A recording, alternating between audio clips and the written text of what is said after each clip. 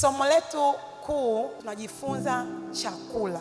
Sasa tunapozungumzia chakula, kile kilichozoeleka ni chakula kwa ajili ya tumbo la mwili. Na ni kweli ni chakula muhimu, tunakihitaji kwa sababu inajenga miili yetu. Mtu anayekula vyakula vibaya, kwa mfano, moja ya vyakula vibaya, masoda, soda za aina zote, hiyo ni aina ya vitu vibaya, kwa sababu mtu anapokunywa masoda anakunywa sumu. Aina nyingine ya masumu, vyakula visivyofaa kwa ajili ya mwili, ni machips. Na lazima ujiulize kwanza, mafuta ya chipsi lini yanamwagwa? Wewe unapenda brownish, ile ni kutu la mafuta. Kuna vyakula mengine, mabroiler, kuku wa siku ngapi, wiki 2-3, ni madawa matupu, madawa matupu. Wanasema paja nene, sio paja nene, wanachoma mpaka na sindano ili aongezeke. Vyakula vya mwili viko vingi, na kuna wakati tunakula tunakinai, hatupendi kula tena hicho, tunataka kingine, kwa sababu katika mwili kuna aina vingi ya vyakula. Lakini aina zote za vyakula ni kwa ajili ya tumbo na kwa ajili ya mwili. Sasa mimi na wewe leo tunajifunza chakula. Hiki chakula tunachojifunza sio chakula kinachozaliwa kwenye udongo. Hapana. Chakula kinachozaliwa kwenye udongo ni kwa ajili ya udongo ambao ndio mwili. Na inafika mahali huu mwili unaisha muda wake na vyakula vyake havina thamani tena, vinapotelea kwenye udongo vyote.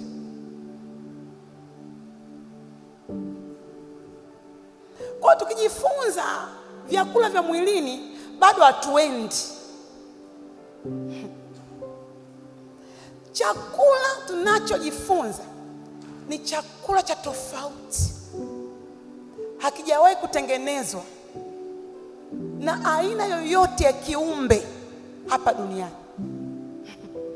Iko chakula kinazaliwa na Mungu Baba mwenyewe, na si tu kwamba kinazaliwa na yeye, lakini yeye mwenyewe amejifanya kuwa hicho chakula. So maandiko yanasema mtu hataishi kwa mkate tu. Mwambie jirani yako, siwezi kuishi kwa mkate tu. Ukiishi kwa mkate tu, it means wewe ni mwili tu. Lakini wewe sio mwili, wewe ni roho. Una hili kasha linaitwa mwili, ambapo chakula chake kinatoka kwenye udongo. Chakula cha kutoka kwenye udongo hatuwezi ukiweka kwenye uthamani ukikalinganishwa na thamani ya chakula ambacho ni Mungu. Chakula cha mwili kina mambo yake, lakini hiki chakula hakina thamani kama kile chakula ninachokula roho yangu. Kwa sababu chakula ambacho roho yangu inakula, hakuna duka linaweza kuuza, hakuna mfalme anaweza akanipa. Lazima kiwe kinatoka kwenye kinywa cha Mungu. Hiko ndicho chakula nilichoaminiwa mimi kula. Ndio maana mimi sio kiumbe wa kawaida, naitwa kiumbe kipya, kwa kuwa nimewekwa mbele ya chakula ambacho hakuna mwanadamu anaweza kukitengeneza. Siku moja Esau alikuwa na njaa, njaa yake ikawa kali. Alikuwa na njaa, yani kiwango ambacho hata kama inanigharimu kupoteza wokovu, nataka kula. Akamkuta ndugu yake Yakobo amepika mchuzi. Kisa cha Esau kuitwa Edomu ni ule mchuzi aliokunywa. Ule mchuzi ulikuwa mwekundu. God, kwa sababu aliupenda ule mchuzi kuliko nafasi yake ya uzaliwa wa kwanza, ndio akaanza kumuita Edomu kutokea pale. Edomu manake mchuzi mwekundu, ndio maana Edomu. Kwa hiyo Yakobo akamwangalia na njaa. Akamwambia, stoi bure chakula, stoi bure. Utoi bure? Unatoa kwa shingapi? Akamwambia, sahani hii ya chakula cha mlo mmoja nitakupa kwa mimi na wewe kusainishana mkataba. Mimi nichukue uzaliwa wako wa kwanza, wewe uchukue sahani ya chakula. Yakobo akasema, uzaliwa wa kwanza una maana gani wakati mimi na njaa nataka kufa?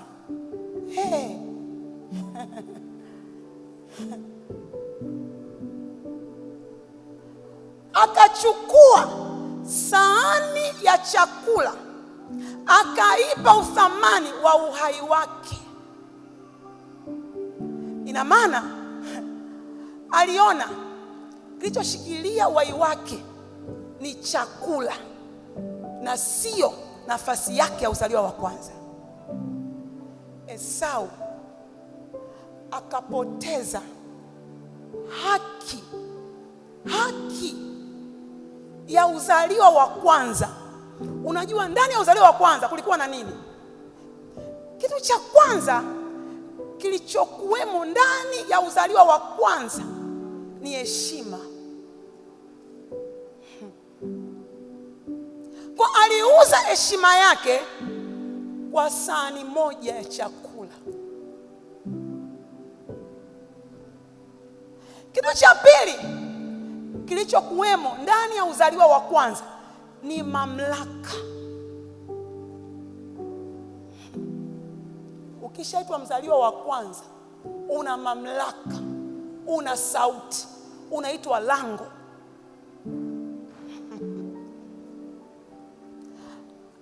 Mamlaka ikaondoka kwa mlo huu, mlo mmoja. Kitu cha tatu alichopoteza ni baraka. Akapoteza baraka. Kwa maana ipi? Ule uwezo wa kiungu unaompa kufanikiwa. Kitu cha nne alichopoteza ni kibali. Kibali.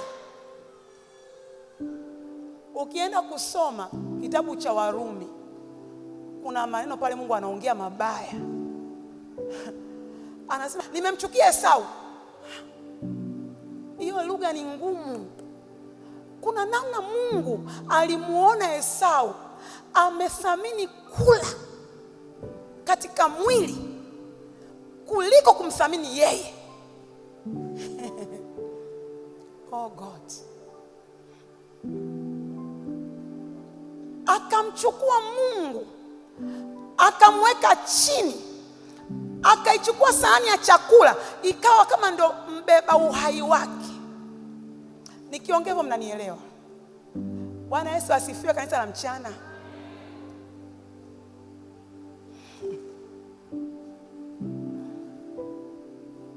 Sikiliza, tumeitwa kula.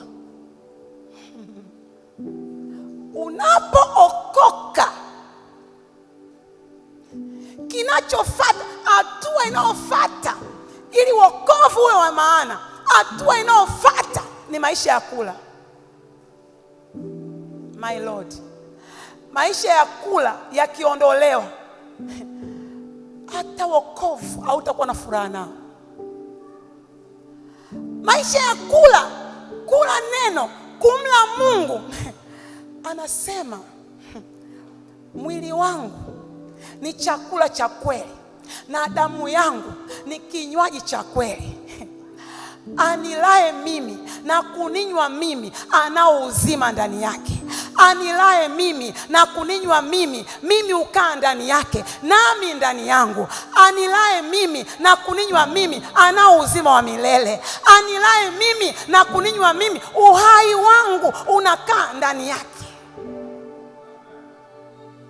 God, mambo ya kula chakula cha kiroho sio mambo ya kulazimishwa. Unahitaji kutambua kwamba naishi ulimwengu mwingine. Chakula changu kinazaliwa kutoka mbinguni. Ninakula chakula ambacho wafalme hawezi kula, matajiri hawezi kula, wasomi hawezi kula, wenye majina hawezi kula. Mimi nimetengwa. Ndio maana naitwa mzao mteule, ukuhani wa kifalme, taifa takatifu, mtu wa miliki ya Mungu. Nimetengwa kuzitangaza fadhili za Bwana. Ezekieli ana ufunuo wa kimaajabu. Kwa sababu mimi sijui kama umewahi kuona utamu wa neno. Anasema, akaniambia, mwanadamu, lisha tumbo lako. Lisha tumbo lako, ulijaze. God, ulijaze. Wewe unakulaje hivi? Unalijaza kweli? Unajua kila chakula cha mwilini mtu unakula kidogo unakuwa mstaarabu. Huku hamna ustaarabu. Huku anasema lijaze. Yaani unakiwa ule uvimbiwe. Bwana asifiwe. Lijaze tumbo lako la kiroho. Ambia, lisha tumbo lako, ulijaze tumbo lako kwa hili gombo. Oh God. Anamwambia tena, ndipo nikalila, nalo kinywani mwangu lilikuwa tamu kama utamu wa asali. Bwana asifiwe. Asa Biblia imeandikwa kwenye mila za Kiyahudi. Wengine hapa tukizungumzia asali, kuna kusema asali bei kubwa. Tunajua utamu tu wa sukari. Wengine tangu tumekuwa hivi, yaani wewe asali ni adui yako. Utamu wa asali. Alikuwa anazungumza habari ya utamu ambao hauelezeki. Kile kionjo ambacho ukila unataka ule tena, unataka ule tena, unataka ule tena. Wewe uliposoma mara ya mwisho ulikutana na nini? Kwa nini huwezi kurudi mpaka utokee msukosuko? Kuna watu mko hapa, kusoma Bible imekuwa ni vita kubwa sana. Lakini nataka nikwambie, ulipozaliwa Bible inasema kama watoto wachanga tuliozaliwa mara ya pili katika Kristo Yesu, ya tamanini. Ametumia kutamani, sio kwamba kimakosa. Ametumia kutamani, anataka kuonyesha uwe na shauku, uwe na penzi, uwe na uhiari, uwe na utayari. Kuna kitu kizaliwe ndani yako kinakusumbua mpaka uweze kula. Ya tamanini haya maziwa ya akili yasiyogoshia, ili kwa hayo mpate kuukulia wokovu. Kwa tunaanza kwa kula, tunaendelea kwa kula, tunakamilisha kwa kula. Haya maisha hayana point auli. Hakuna wakati atuli. Tena kadri unavyoendelea ndio kula kwako kuna zidi zaidi. Hitaji la kula linakuwa kubwa zaidi. Na muona ambaye anakula gombo katika jina la Yesu. Ndio maana ukisoma Kolosai 3 nasema neno la Kristo na likae kwa wingi. likae kwa nini? Kwa wingi. Ina maana nakwambia ule sana, likae kwa wingi kwenye mioyo, likae kwa wingi kwenye matumbo ya mioyo, likae kwa wingi.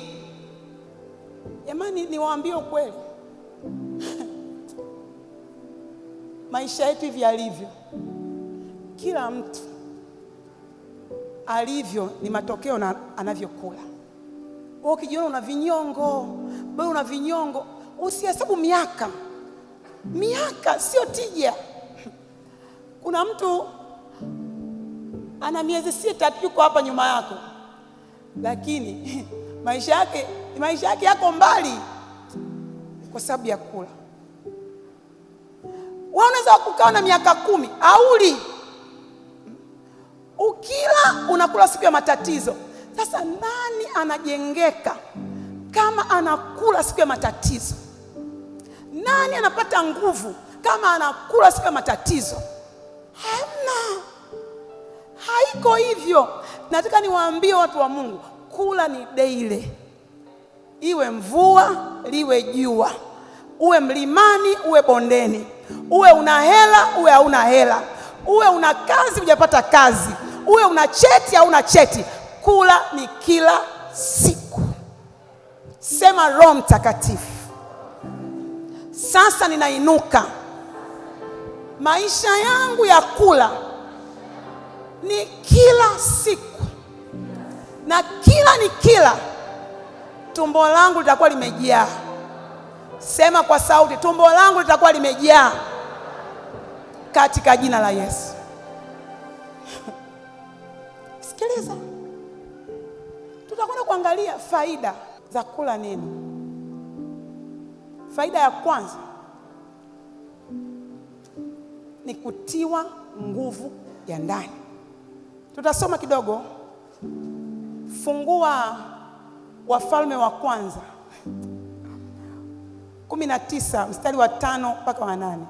Naye akajinyosha akalala chini ya mretemu, na tazama malaika akamgusa akamwambia, inuka ule. Akatazama, kumbe pana mkate umeokwa juu ya makaa na gudulia la maji kichwani pake. Akala akanywa, akajinyoosha tena. Malaika wa Bwana akamwendea mara ya pili akamgusa, akasema, inuka ule, maana safari hii ni kubwa mno kwako.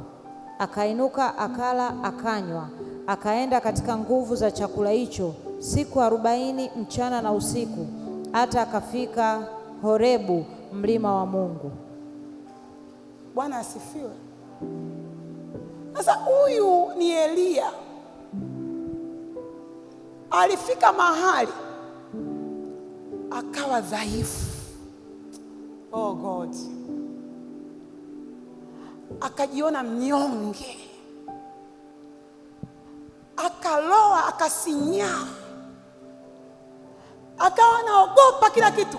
Akamwogopa mpaka mwanamke.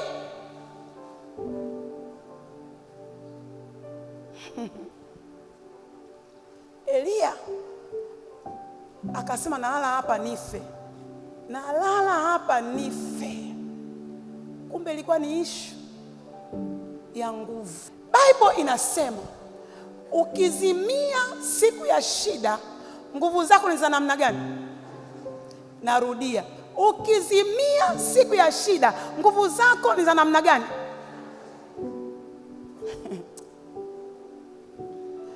Huyu jamaa alifika mahali hana nguvu ya kukabili chochote, lakini jawabu la mbingu linamleta kwenye chakula. Elia anaamshwa na malaika. Malaika anamwambia Elia, amka ule.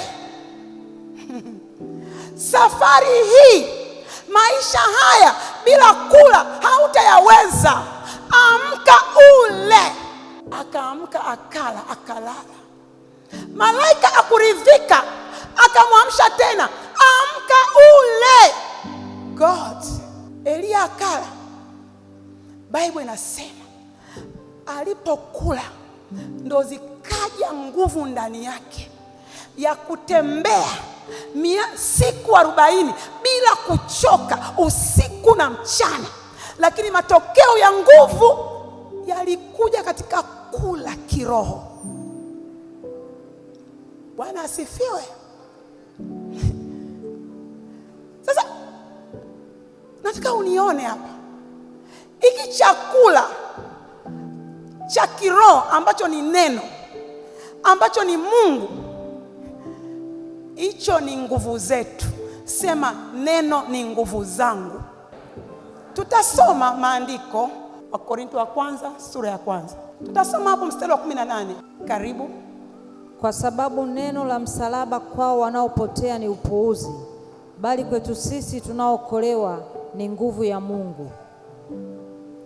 Kwa sababu kwa wana wa ulimwengu ili neno kwao ni upuuzi. Ndio maana ukiona umeshika Bible wanakuona unajichosha, unachelewa, unapata hasara, wewe ni mvivu kila saa kanisani, kwa sababu kwao wakisema hivyo, mtazamo wao kwamba kila cha Mungu tunachokifanya ni upuuzi. Lakini kwetu sisi upuuzi wanaoona wao, kwetu sisi sio upuuzi. Kile kilichoko kinaitwa upuuzi, kwetu sisi ni nguvu za Mungu. Na hizo nguvu za Mungu Jehova tunazila kutokea kwenye neno tunalokula.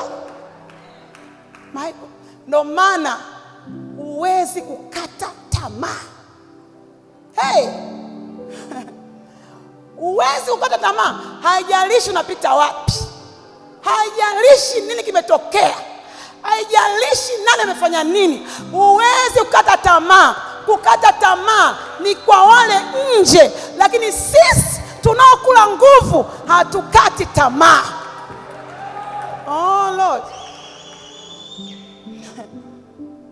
Sikiliza, ukisoma Filipi 4:13 ni mstari wa kawaida. Soma. Na yaweza mambo yote katika yeye anitiaye nguvu. Anasema ukumbuke hapa mtumishi wa Mungu Paulo akuwa hotelini, labda akuwa kwenye garden, akuwa labda kwenye mazingira gani, alikuwa yuko kifungoni, lakini maneno yake yanawatia nguvu watu ambao wanapita kwenye hali zote. Anasema hakuna kitu akiwezekani. Naweza, nikiwa na hela naweza, nikiwa sina mume naweza, nikiwa nina hali yoyote naweza, milimani naweza, mabondeni naweza, wakiinua maneno naweza, wakinikataa naweza, nikipita naweza, naweza. Na yaweza mambo yote kwa kuwa yuko anayetiririsha mito ya nguvu ndani yangu. Kadri ninavyokula neno, mito ya nguvu, mito ya nguvu, mito ya nguvu, mito ya nguvu. Ndio maana kuna mambo yanakuogopa. Nguvu zako ni nyingi, kuna mambo yanakuogopa, kuna mambo ya kuwezi tena, kuna mambo yalikupata nyuma, sasa hivi kuvizia yanashindwa namna na jinsi ya kuona kupata.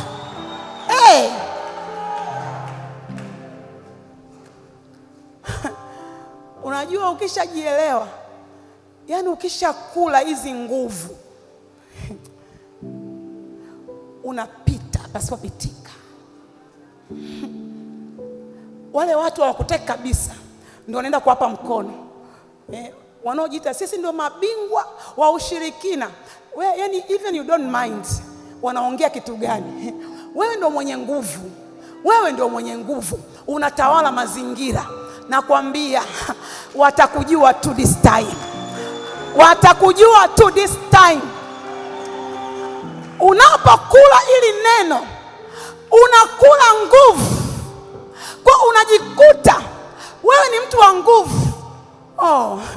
Haijalishi mazingira inabidi yayayuke, yatetemeke mbele zako, ya kuogope. Huyu ni mtu wa namna gani? Huyu ni mtu wa jinsi, mbona hatumuelewi?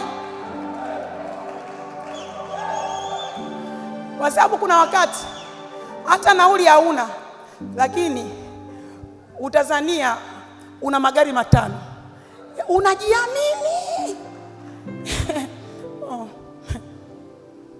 God, hata watu hawajui umefikaje hapa, hawajui. Nakwambia unaweza kuwa umetembea kwa mguu kutoka Mwananyamala na hamna mtu yote anajua hapa. God, uso wako umechangamka, walipoita praise ulicheza, na uko very smart. Uko very smart kuliko watu waliotoka Kawe. Uko very smart. Uko tayari kila mtu ajue tabu yako, kwa sababu mwenye nguvu akipita huwa anapita, lakini akai kwenye matatizo anapita, atatokea upande wa pili.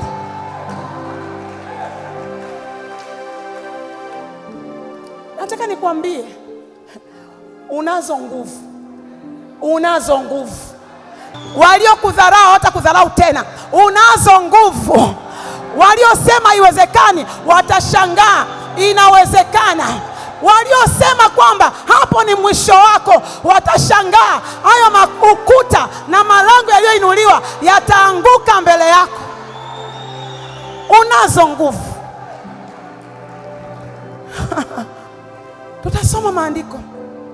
Zaburi 84 mstari wa 7.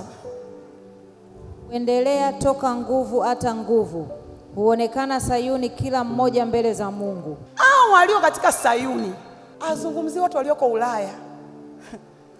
Walio katika Sayuni, uweponi mwa Bwana, maisha yao hayaeleweki, kwa sababu wao huwa hawatoki nguvu wakaenda udhaifu.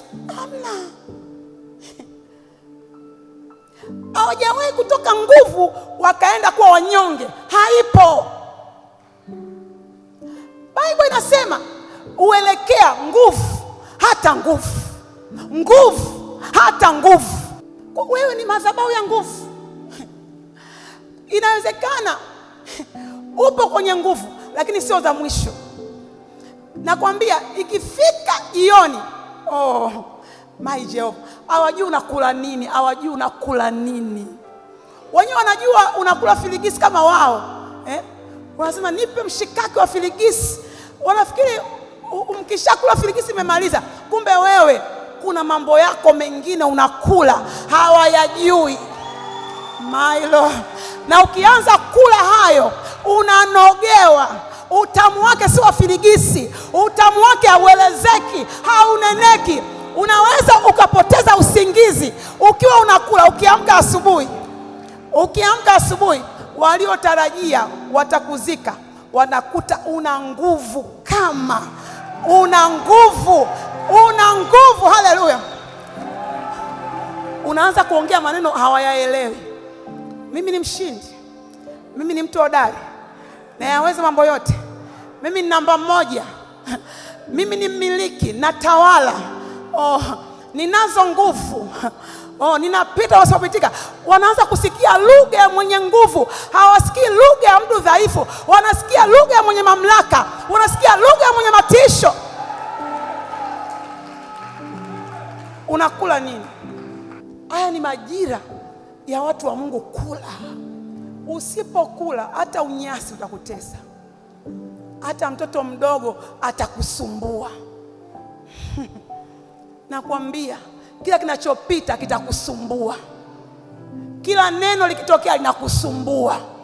My God. Mimi nilikuwa namwangalia Yusufu. Yusufu alikuwa anakula nini? Ana baba, ana mama, ana ndugu, ana mtu. Yaani kote Misri, kote ni yeye tu. Na alivyokuja amekuja katika hali ya kukataliwa. Lakini the way anavyoishi, maisha yake yalikuwa attractive, ni kivutio. Makosa ya mke wa Potifa, akuelewa abonyeze batani gani, kwa sababu akimwangalia yule kijana anavutia. Badala ya kumwambia wewe kijana niwekee mkono, yeye akaingia mahali pengine. Angemwambia niwekee mkono, nifundishe njia unazotembea nazo, zimekufanya wewe uwe hivi, ili na mimi nipate hata robo ya ulivyo. Sasa yeye ndani ni mtupu, anashikwa tu na tamaa. My Lord. Lakini maisha ya Yusufu alikuwa mla nguvu. Bwana asifiwe. Yusufu alikuwa mtu wa kula nguvu. Maisha yake hayakuwa maisha ya kuwepo tu mtu wa vijiweni, alikuwa ni mtu wa kula nguvu. Ndio maana unamuona kila pito lilimpeleka juu badala ya kumshusha. Pito limelenga kumpoteza, lakini hilo linambeba, linampandisha. God, namuona mtumishi mwenye nguvu anayeishi. Oh Lord, namuona mtumishi mwenye nguvu anayeishi. My Lord, wewe ni mwenye nguvu kwenye biashara, ni mwenye nguvu. Wewe ni mwenye nguvu mtaani. Wewe ni mwenye nguvu kwenye ndoa. Wewe ni mwenye nguvu kwa watoto wako. Wewe ni mwenye nguvu kila unapokuwepo. Wewe ni mwenye nguvu. Kila mwenye nguvu, kila kitu chake ni kizuri. Kila kitu chake ni kizuri.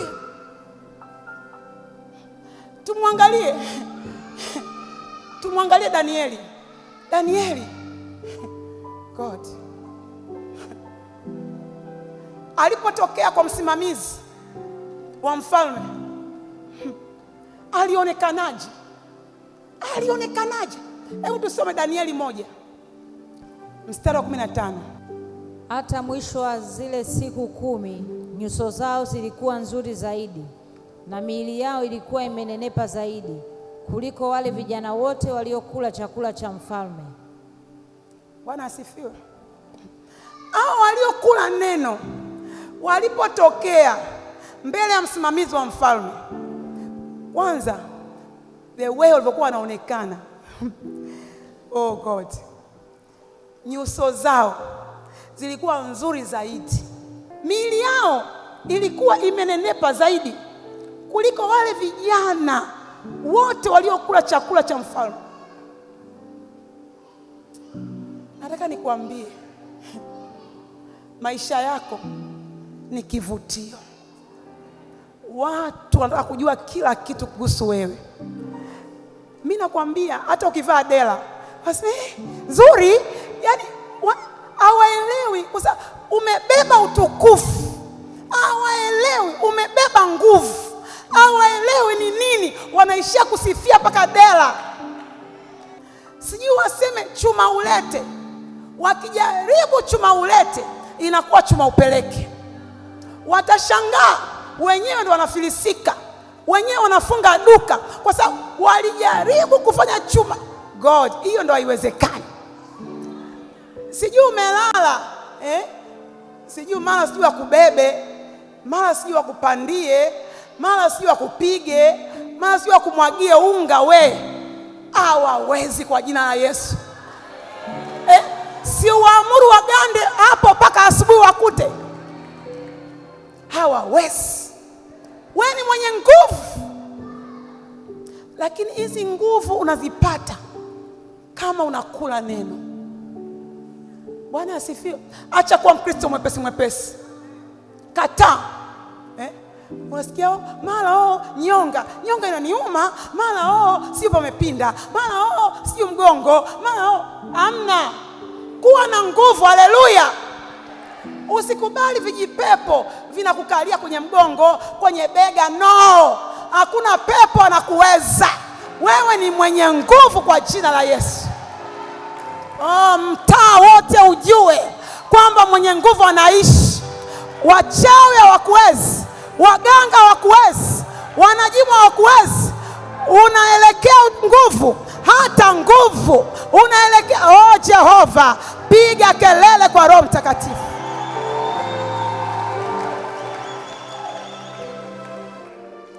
Kwa tunapokula, faida ya kwanza ni nguvu ya ndani. Hata wainuke watu wakusingizie masingizio, hautanyauka, hautapauka, hautalia, hautasema mimi siji kanisani. Watakuona hapa mbele una dance kama Daudi. Hauguswi na chochote. Naiona hiyo neema ya nguvu katika jina la Yesu. Nasema naiona neema ya nguvu katika jina la Yesu.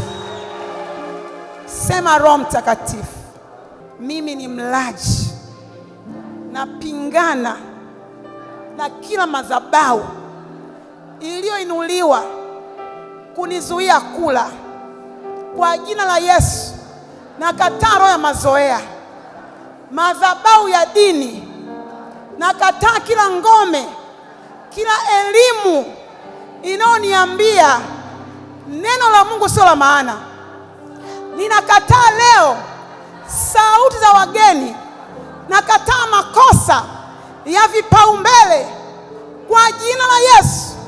Ninakataa roho ya uvivu, roho ya kuahirisha, roho ya visababu inayoninyima haki zangu za kula neno hata nijae. Roho wa Mungu, leo nimeamua tena, nimekata shauri. Nataka nguvu, nataka kula nguvu.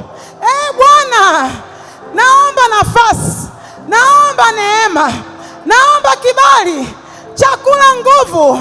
Niinue Bwana, nifanye kuwa madhabahu ya nguvu, nifanye kuwa madhabahu ya kula. Roho Mtakatifu, ewe Roho Mtakatifu, na ufunua moyo wangu, na ufunua moyo wangu. Chochote kile kilicho cha zamani kinachopingana na maisha yangu ya kula, leo naking'oa kwa jina la Yesu. Bwana, nataka uhuru wa kula, nataka uhuru wa kula.